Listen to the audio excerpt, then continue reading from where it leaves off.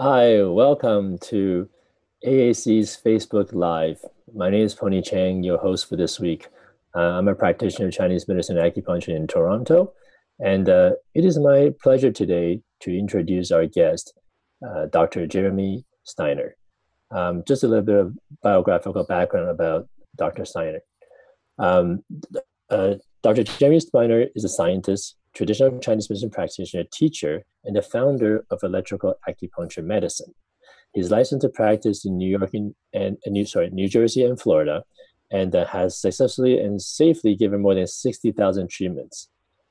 Dr. Steiner graduated from the Eastern School of Acupuncture and Traditional Medicine with a degree in acupuncture and certification in Chinese herbology.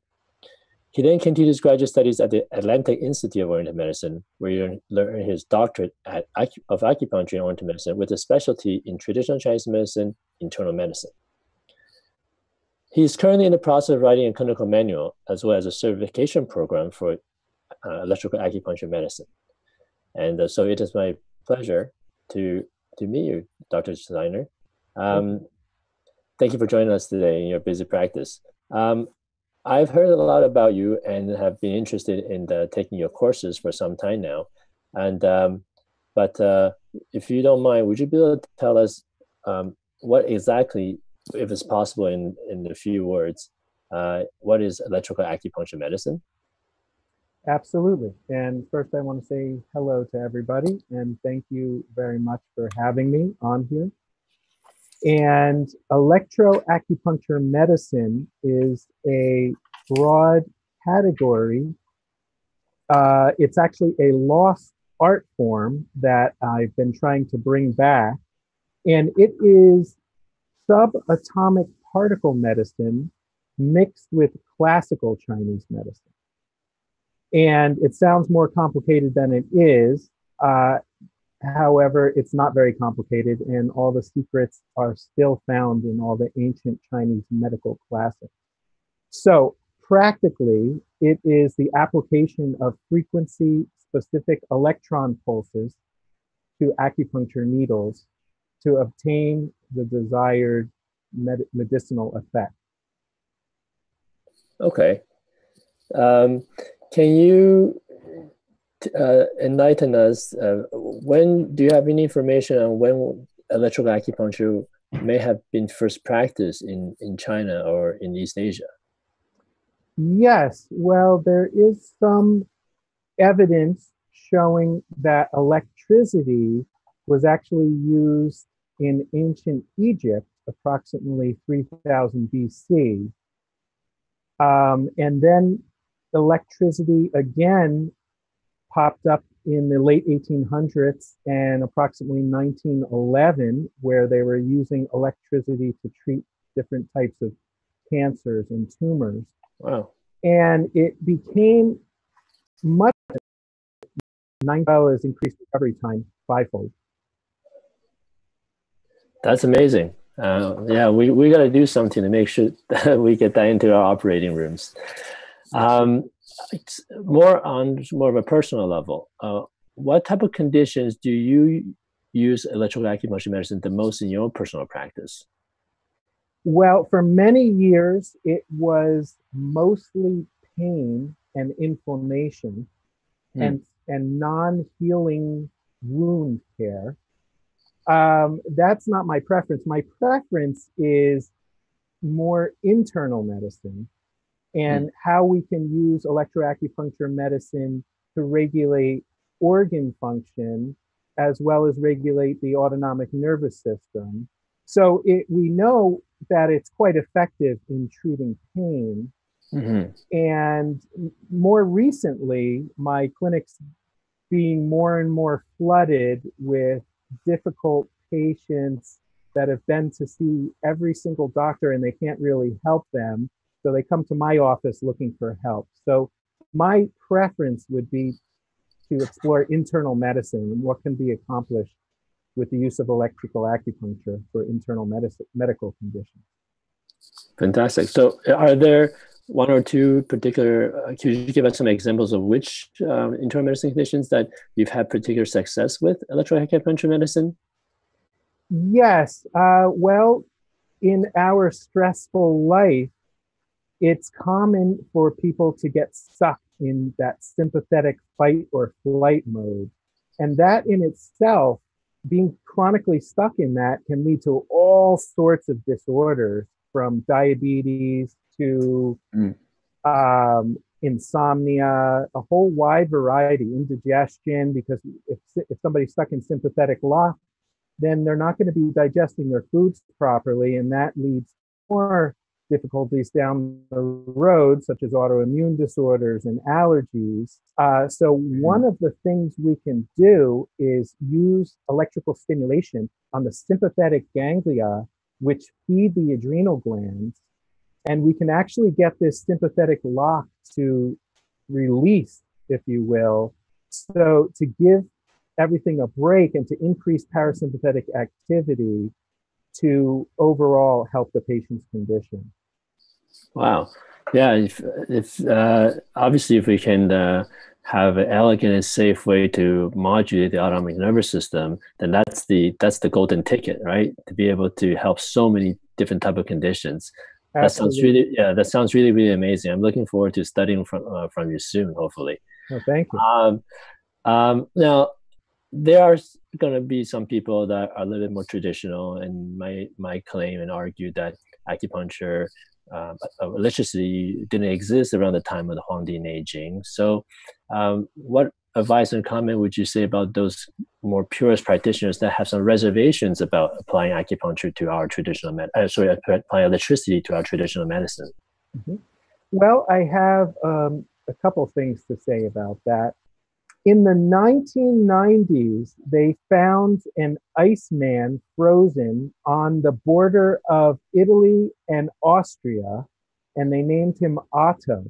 Mm-hmm. And you can find information about this online. His body predates Chinese acupuncture, and yet he has scars, perfect scars along acupuncture points, which signify that possibly the world was using acupuncture before the Chinese. We don't know for sure. The other interesting thing that I would say to people who have reservations about the use of electricity is that electrons are the most benevolent healing force in the universe that I know of. It is a necessary part of cellular physiology.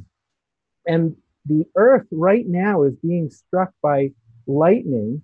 And without this electron charge on the Earth, life could not exist.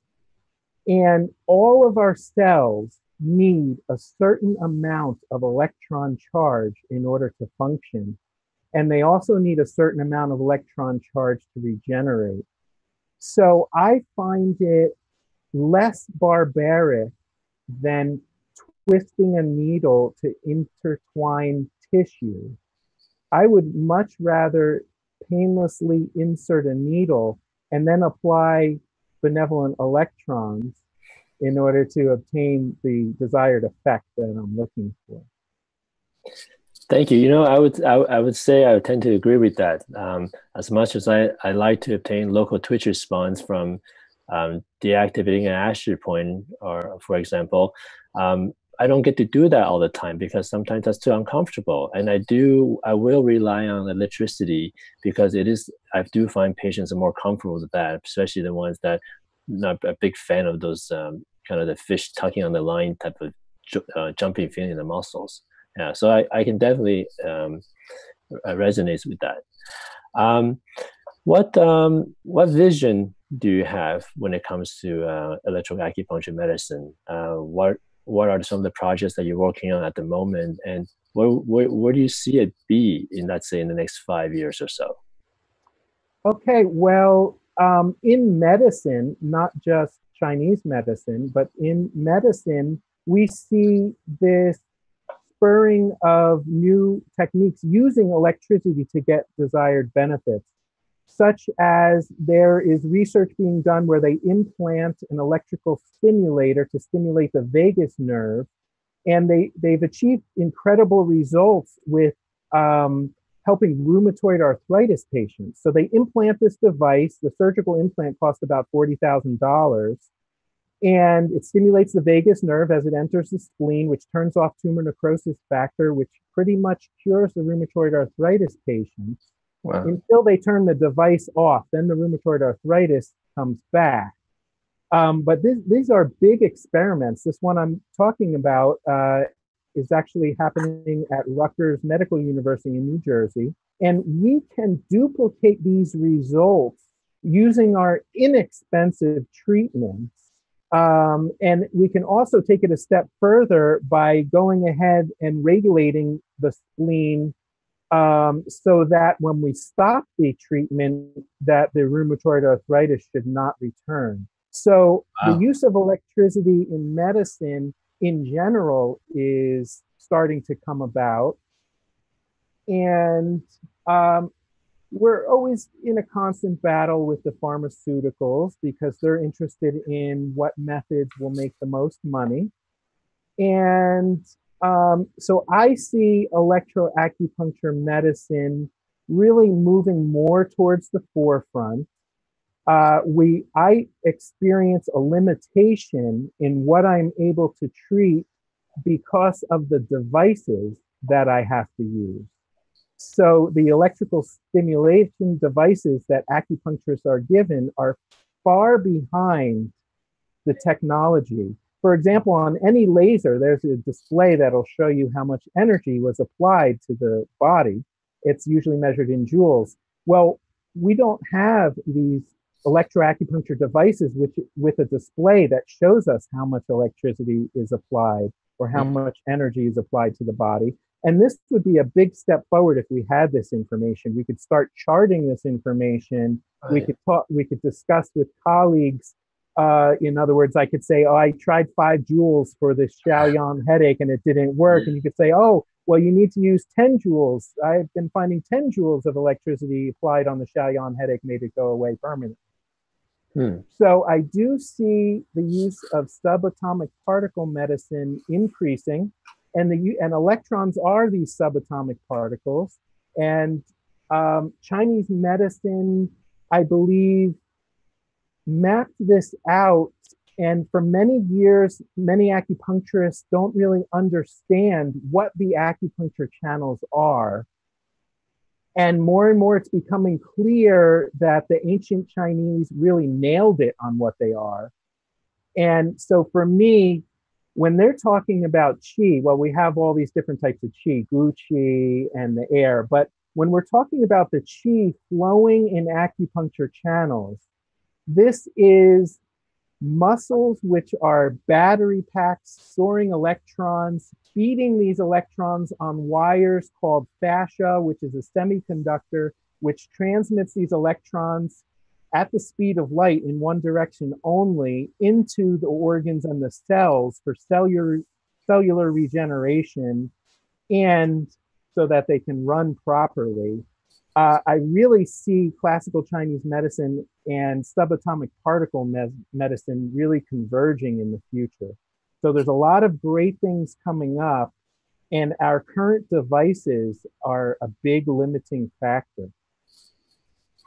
Wow. Yeah, sounds really, really interesting. We really look forward to what your future projects have in store in this very exciting direction. If anybody that's joining us today is interested in finding out more information where you can get useful learning resources, don't forget to check out electro-acupuncturemedicine.com. And there's also a Facebook page that you can get further information as well. And it's by the same name, electro-acupuncture medicine. So thank you everybody for joining us at the live show today. Please don't forget to join us next week.